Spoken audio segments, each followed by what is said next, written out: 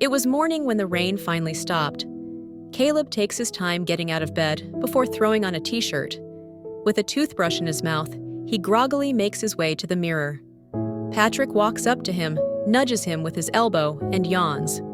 "They're announcing the test schedule today. Are you nervous?" From the top bunk, Gideon leans down. "Please, Caleb's the last guy to be worried about anything." In 2 weeks, the Aerospace Academy will hold its most crucial graduation flight assessment. The test will account for 50% of their final grade, and the top-ranked student will have the chance to join the Deep Space Aviation Administration as a trainee pilot. It's an unwritten tradition and everyone's dream. The training ground is busier than ever before as Aerospace Academy students take turns entering the spherical chamber of the human centrifuge the moment their names are called. Once activated, the chamber will spin rapidly to simulate the various accelerations encountered during flights in space. This is one of the most critical tests for aspiring pilots. The experience at 8G is intense. Internal organs are pulled and strained, and your heart rate and blood pressure will skyrocket. Each session leaves you feeling like you've gained a new understanding of what it feels like to be inside a spin cycle. Timothy stumbles out of the human centrifuge looking like a ghost, and Patrick quickly hands him a sickness bag.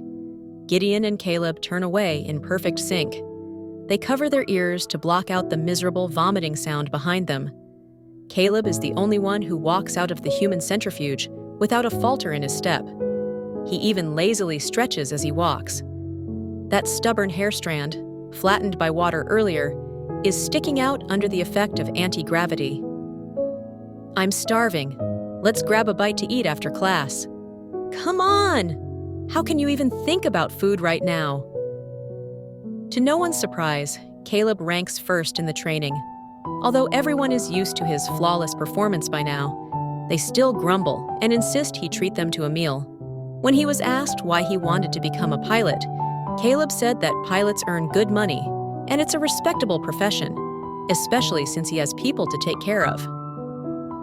Patrick actually felt his heart ache for him at the time. Later on, they learned that Caleb entered Aerospace Academy with top marks in every subject, and one of the people he cares for is a girl about his age. She's going to become a hunter. But she's tiny. She just stands there and looks like a small cupcake. "I will smack you if you don't shut up." Since the Chronorift catastrophe, being a fighter pilot has become a profession sustained purely by passion and conviction. From the rigorous assessments to the extremely hazardous conditions, whether in aerial combat or combat missions on the ground, every aspect means you're more likely to die. The special Deep Space Tunnel patrol missions brought additional challenges, such as the psychological strain of extended flight hours. Few students from their class remain. Some were eliminated during annual selections, while others succumbed to their fears and ultimately chose to leave. As a result, a course on mental health was added to the curriculum. While it doesn't count for credits or is officially graded, students must complete 10 counseling sessions outside of regular training hours until they pass the evaluation. When the evaluation results are out, Caleb's mental health score is in the lowest category. It's the only subject he needs to retake, and it stands out when you compare it to his perfect grades. The issue isn't considered severe, but everyone is stunned. Did you sleep through the test or just write your name? Even if you went to the office and recited the pilot's code of conduct, the teacher would cut you some slack. Caleb lets out a small "ah" and says something came up that day, so he missed the test. "It can't be helped. I guess I'll start working on it today." Gideon sees the test results on Caleb's phone and quickly scans through the multiple choice questions before his eyes land on the essay section. The prompt is as follows: "What do you consider to be the greatest challenge during flight missions?" Caleb's answer was, "It's hard to get home on time." Gideon is speechless. In the mental health evaluation column, the final result has only one line: "Psychological consultations are recommended." Patrick doesn't know what to say. He looks at Caleb, who's putting on his G-suit. "Dude, are you twisted inside?" "I don't know. Maybe I lost my marbles a long time ago," Caleb replies cheerfully. Among these 4 dormmates, Timothy is the odd one out. Born into a family of fighter pilots, He scored perfectly on every theoretical test, but consistently ranked last in practical assessments. If he were to be honest, he doesn't like Caleb. Whenever he hears others praising their rising star and lowering their voices when he's nearby, Timothy can't help but compare himself to Caleb. And Timothy always comes to the crushing conclusion that he's not even close. If he can't easily win, then he'd rather lose with apparent indifference. This is a defense mechanism carefully crafted to protect his pride. In the quiet hours of the night, specifically after his third attempt at the human centrifuge, he stumbles to the break room while clutching his violently churning stomach. He's exhausted physically and mentally speaking. To make matters worse, leaning against a locker and watching him with concern is the last person he wants to see. "Caleb, what are you doing here?" Caleb sets down his carefully made but bland-tasting meal and hands Timothy a drink with electrolytes. "I had to come in for my mental health interview. I haven't eaten yet, though. Do you want some?" "No thanks. Someone like you would probably get pulled into the team as a rare talent, even if you failed, since you have the gravity evil and all." Noticing the bitterness in his voice, Timothy quickly says in a casual tone, "But if you don't pass the assessment, then the rest of us will be failures. You act like nothing matters to you. So what's your actual reason for becoming a pilot?" "Well, I guess it's my childhood dream." With his G-suit half undone and hanging loosely at his waist, Caleb leans back on his hands as he sits on the table. "Planes can break through any barrier and go wherever you want, right? Is that it?" "It does sound like something from an essay you'd write in grade school, doesn't it?" He chuckles. "But that's how I feel. If the Chronorift catastrophe happens again and the world ends, maybe I could fly somewhere else to escape." Caleb rests his chin on his hand and looks up at the blue velvet night sky through the skylight. He seems to be genuinely considering the possibility, but his casual attitude about this makes something twist in Timothy's chest. He can't quite name the uncomfortable feeling. Maybe it's just jealousy. Whether those words are true or not, speaking so openly about one's dreams takes immense courage in his eyes. It's a privilege reserved for naturally talented winners who easily achieve their goals and aren't afraid of falling because there's no gap between their dreams and reality. He isn't Caleb, who becomes the center of attention wherever he goes like the sun. And what that kind of star radiates isn't warmth, but rather brilliance, a blinding light in itself. It makes gloomy people, like Timothy, want to look away. But the sun will always be the sun. "What about you?" Caleb crosses his arms and leans forward. His expression is earnest. Timothy hesitates before answering. "My father is a retired pilot. You know how it is, following in your father's footsteps. I don't really have any dreams of my own. If I don't make it as a pilot, I'll try to stay and become a counselor.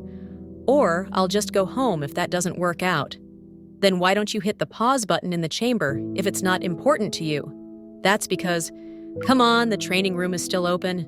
Do you want me to practice with you for a bit?" Timothy instantly recoils. He's practically fleeing as he pushes open the door. "No thanks, I need to head back to the dorm." 1 week later, during the graduation flight assessment, everyone in the observation room watches as Caleb, the first to enter the cockpit, appears on the live feed. The cabin door is sealed shut, and the tail fins and flight indicator lights come to life. His headset blocks out the powerful winds, and engines roar, while the hissing airflow stirs up fine dust particles. After receiving clearance from the control tower, Caleb puts on his helmet with a slight nod. He grasps the metal necklace he's wearing and brings the pendant to his lips for a gentle kiss. It's a ritual he performs before every flight. During the final countdown, he lowers his helmet visor. Weather data and route information are reflected in his pupils, and amidst the interplay of light and shadow, his hand grips the control stick with unwavering confidence. The room falls silent as everyone waits for the countdown to end. Noise suppression system activated. 10 seconds to launch. 5 seconds remaining. 3 seconds remaining. 3, 2, 1. The aircraft smoothly rises through the blanket of clouds, and gradually flies into the pitch-black deep space tunnel. The familiar sensation of weightlessness creeps through Caleb's body and mingles with a thrilling reverberation. It's as if humanity's most primitive curiosity and desire for exploration that's encoded in their genes is being awakened. Caleb loves this feeling. Here, he is an outsider trespassing in a world that isn't his own. Caleb recalls a lecture. An old man from the Deep Space Academy said that even with today's rapidly advancing technology, humans have explored less than 0.1% of the deep space tunnel. They haven't even touched what lies at the other end. Maybe the day humanity reaches the other end of the deep space tunnel will be the day they unlock the secrets behind protocore energy and the Wanderers. The scholar's words have been burnt into his memory since they were delivered with such fervor. But Caleb doesn't care about these grand visions. His desire to become a pilot comes from himself. On the holographic map, a small section marked as a safe zone shows the aircraft's green indicator slowly pushing back the surrounding darkness as it ventures into the fathomless deep space. Compared to the safe flight zones designated by the DAA, the unexplored regions remain as large swathes of darkness on the map. The mission is to recalibrate the navigational beacons along the flight path. The environment in the deep space tunnel is complex, and previous explorers have mapped out the currently known routes. These beacons serve as signposts. They're like guides who lead others through a desert. The patrol aircraft's tail sensors are tasked with recalibrating 7 beacons. The first few are completed without a hitch, but for the final one, the aircraft's wings start shaking violently. Storm particles batter the cockpit windshield, hammering against it like a tempest. At the same time, the observation staff notices something is wrong. The video feed goes dark, the proto-field anomaly readings spike, and the signal begins cutting in and out. "Caleb, return to base immediately!" An instructor, Zaki, shouts into the communications terminal, but the comm signal is fading. It's gone after one chaotic burst of static. The green dot representing the patrol aircraft vanishes from the tracker as if it never existed. "When I count to 10, you can open your eyes, okay?" When Caleb opens his eyes again, he sees a girl standing beneath a tree. She's not facing him, and she's covering her eyes. They're playing hide and seek. He needs to find a place where he won't be found. With that thought in mind, he turns and walks into the shadows cast by a building. He knows it's the perfect hiding spot. The courtyard is completely silent as the girl finishes counting to 10 and eagerly spins around to start her search. "Caleb, where are you hiding? Don't you dare use your evil! Don't you remember our promise? You'll be the hunter and I'll be the pilot. With you on the ground and me in the sky, the whole world will be ours." How do planes fly, though? And if you're flying around in the sky, how will you come back down? It's like flying a kite. Someone on the ground holds the string, and once the person in the sky feels a tug, they'll fly back down. When you miss me, just whisper my name in your heart. Can you do that for me? But the ground is so far away from the sky. What if we see each other less often? Don't worry, I'll be flying in the sky above you. I'll be one glance away. He regains consciousness, but his mind still lingers in the hazy realm between dreams. He doesn't know how long he's been unconscious. Multicolored indicator lights flicker weakly on the control panel. They're the only signs of life in the silence.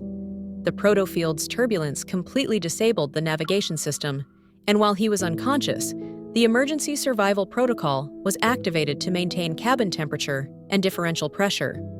The backup fuel reserves are almost depleted. Prepare for failure before departure. That's the first lesson Caleb learned at Aerospace Academy. But he doesn't want to fail. He only wants to win. With most of the power systems shut down, only the weak distress beacon remains lit in the patrol aircraft. Like a paper boat that has no way of knowing when it'll reach the shore, the aircraft drifts alone in the depths of the deep space tunnel. Removing his noise-canceling headphones and visor, Caleb sees his reflection in the cockpit's transparent glass.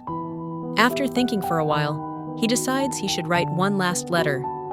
Until now, he never imagined death. To him, Flying always felt like a life-affirming chase of freedom. No bird imagines falling when it takes flight.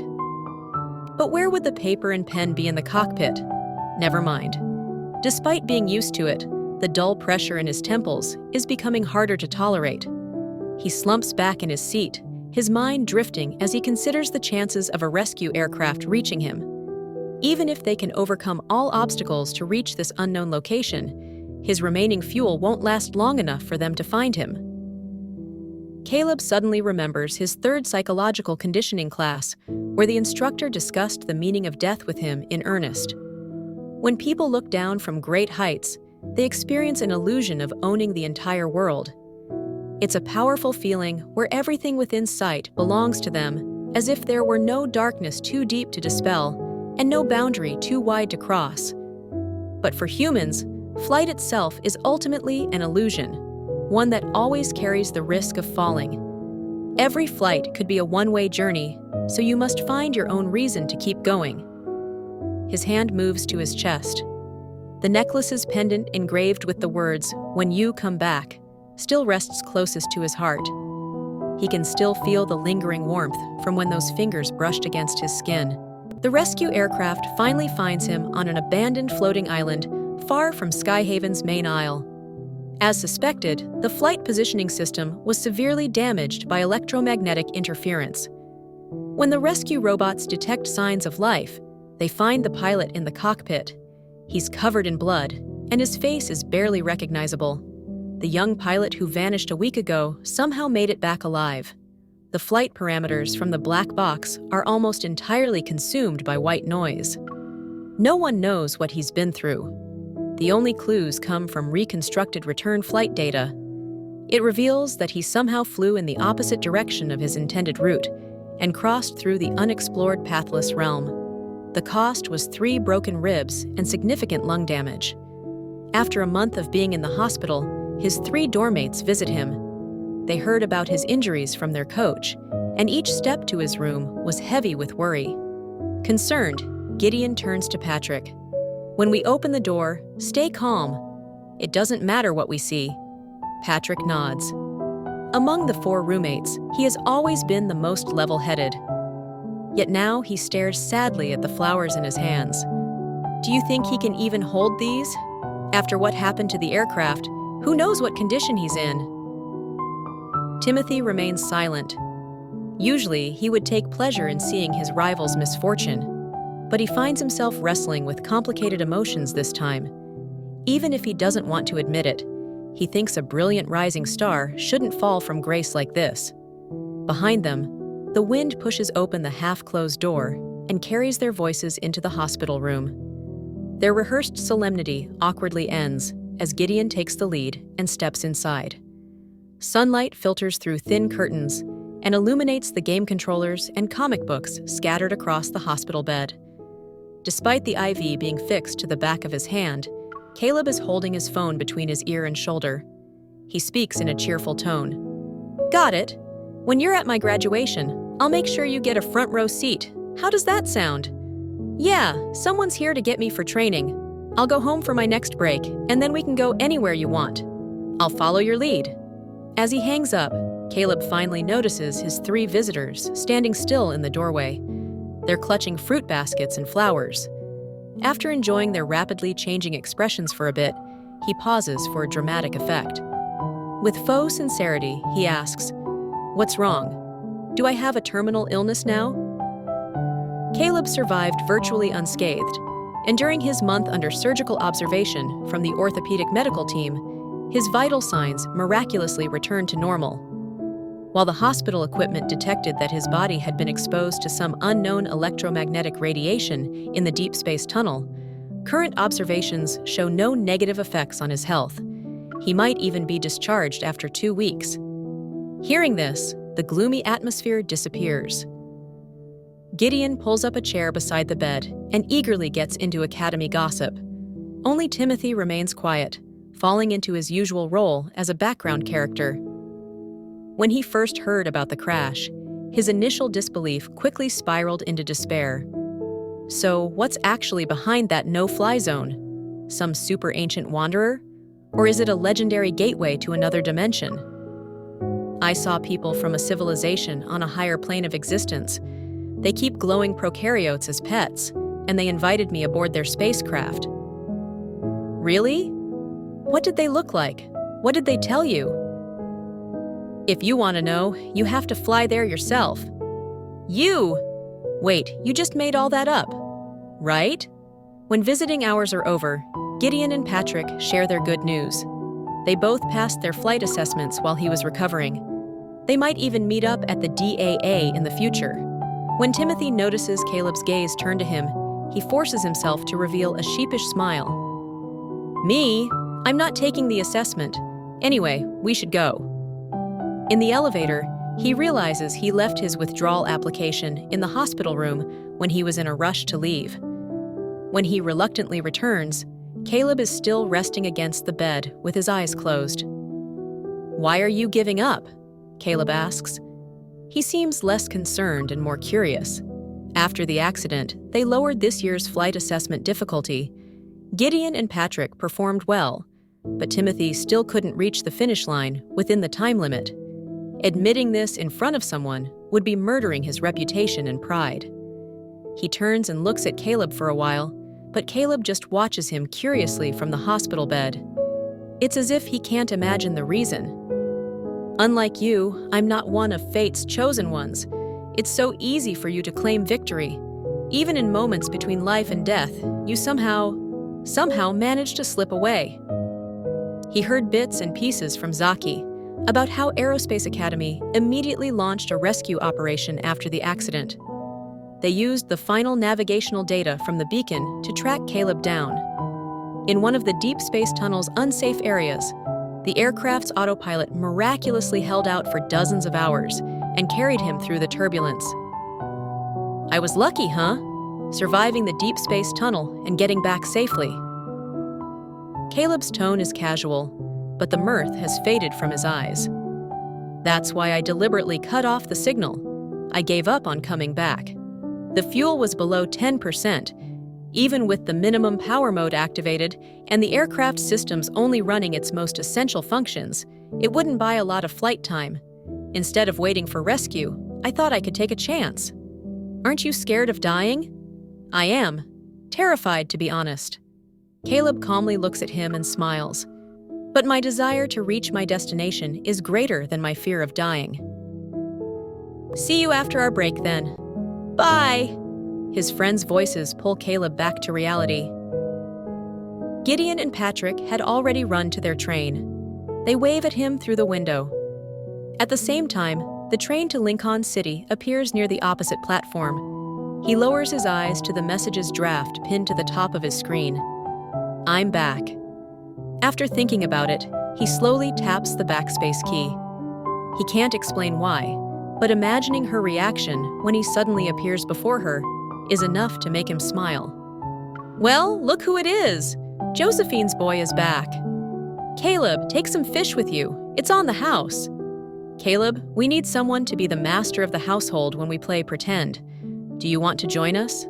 Caleb declines the neighbors' invitations with a smile.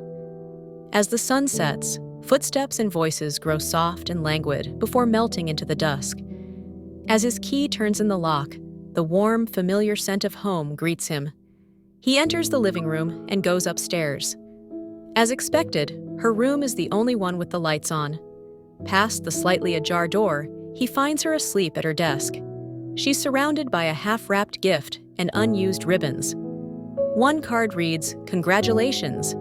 You passed the selection," while another says, "It's okay if you didn't pass." Caleb unconsciously smiles at her carefully written words. In the dimly lit room, sunset's light filters through the curtains.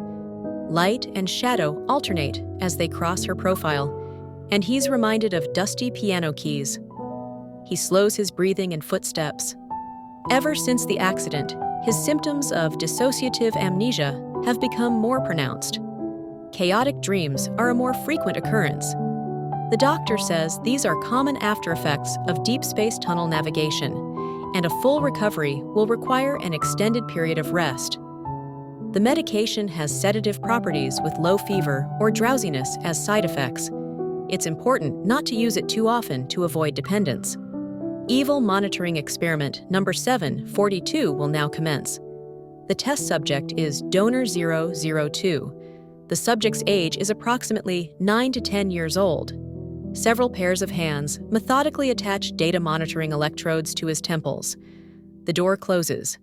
In the pure white room, a mechanical alarm clock sits in the center of the table, its second hand ticking in a silence you'd only witness in a vacuum. Under multiple gazes, he raises his hand. Within moments, an invisible force compresses the mechanical clock into a metal sheet as thin as a cicada's wings. Time seems to stop. He knows he's always been good at destroying delicate things. The people behind the observation window say that the test subject will become a force comparable to a black hole given time. Not even light could escape it. The dream shifts, and shadows swallow everything again. He pilots the patrol aircraft alone through the deep space tunnel. Darkness surrounds him. Human existence blurs in absolute silence. He's reduced to an insignificant pixel, a disconnected signal in this vast universe. He thinks he hears a voice ask him something. Does it hurt when you fall? Are you scared? In the darkness, someone takes his hand. Their touch is tender, gentle. No matter how many times it takes, I will always catch your hand. We'll always be under the same sky. Then the warmth of the touch vanishes. When he opens his palm, he sees a seed gleaming with a silvery white light.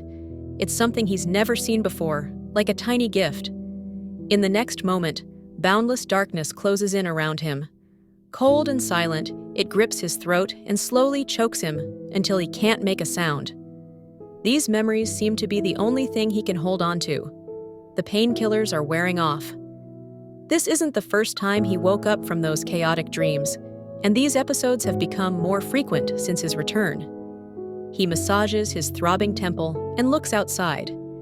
It had started raining at some point. The door to the room adjacent to his is slightly open. Caleb goes in and sits by the headboard. He watches her sleeping face for a long time before taking her warm hand. His fingers slowly intertwine with hers. He firmly holds her hand and wonders if their tightly woven palm lines are the thread that had pulled him back. Outside, the rain continues to fall, and under the eaves, newly hatched birds in their nest raise their tiny feathers against the wind. Maybe the fledglings will grow strong, new feathers, and leave the nest after the rainy season. Do humans become attached to things like baby birds? He isn't sure. Maybe he's a trapped bird. But outside, it's raining. It keeps raining, forever and ever. Maybe they'll fly their separate ways once the sky is clear. The next time Timothy sees Caleb is at the Aerospace Academy graduation. When the DAA published their selection list, Gideon's and Patrick's names appeared, but Caleb's name was nowhere to be found. He only appeared at the bottom of the follow-up list as an alternate candidate with the requirement of a secondary flight assessment. Timothy thinks this must be a devastating failure for someone who's used to being first. Maybe it's even humiliating. The wide-angle lens captures the crowd in the plaza. They're under a sky where clouds flow like water and the blazing sunlight shines. Caleb stands in his official pilot's uniform. He's holding a bouquet of pale blue flowers and smiling at the camera. Wherever he goes, people's gazes follow him with admiration or envy. Their voices drop below a whisper at his name, but his eyes stay fixed in one direction, and his gentle gaze holds whoever he's looking at as if they're precious. You didn't contact me for 2 months. Are you actually not going to explain where you went? I told you it was an intensive training exercise for situations where I'd be isolated. No communication devices were allowed. Really? Don't lie to me. I'll ask Gideon and the others. Go ahead, I'm telling the truth. But why are you on a first-name basis with them? Am I not enough? Come here. I got this huge bump in the training chamber. But here you are, not feeling sorry for me in the slightest. Really? Let me see. What bump? Is this a pimple or a mosquito bite? Caleb, when did you become so fragile? Can sheer determination carry someone through pathless realm? He used to think that starting a journey important. The path itself was important. But in the end, he understands that knowing who you are and where you're going matters more than anything. After signing the transfer application and dropping his locker's ID card in the return bin, he feels a weight be lifted from his heart. If every flight route has a destination, then maybe he never found his because this wasn't his path to begin with.